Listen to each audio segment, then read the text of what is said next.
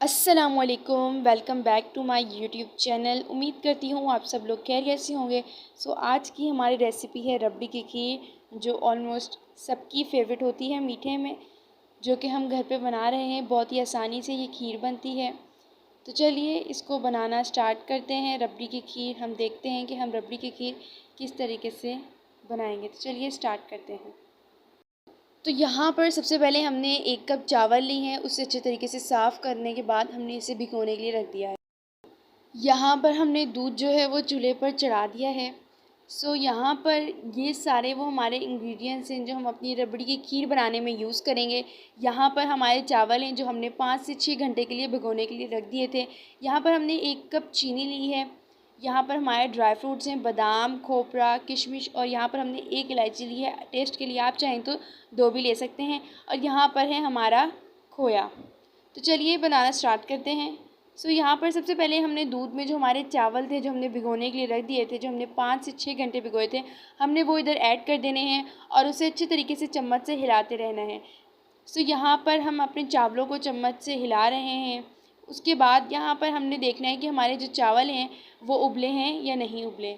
यहाँ पर हमने दूसरी जगह दूध में जो है कुछ पापे लिए हैं। 5 से 6 पापे लेने के बाद हमने उसे ग्राइंड कर देना है। यहाँ पर हमारे जो पापों का मिक्सचर है वो रेडी हो चुका है।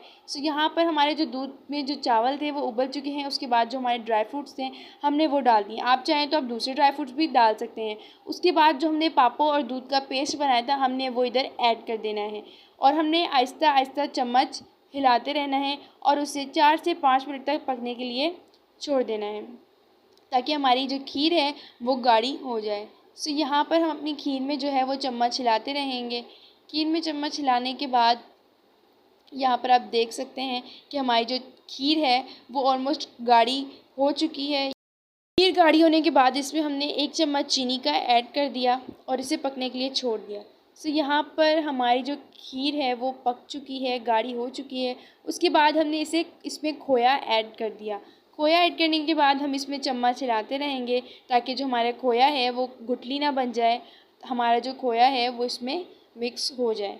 यहाँ पर हमारी जो खीर है वो गाढ़ी हो गई है। यहाँ पर जो हमारी रबड़ी की खीर है वो रेडी हो चुकी है। अब हम इसे एक बाउल में निकालेंगे और इसे ठंडा करेंगे। यहाँ पर हमारी जो खीर है वो हमने बाउल में निकाली और उसके ऊपर थोड़े से बादाम, जो हमारे बादाम थे, हमने वो गार्निश कर दिया। आप चाहें तो आप ऊपर खोपरा भी गार्निश कर सकते हैं और ड्राई फ्रूट जो आपकी मर्ज़ी हो आप वो यहाँ पर ऐड कर सकते हैं।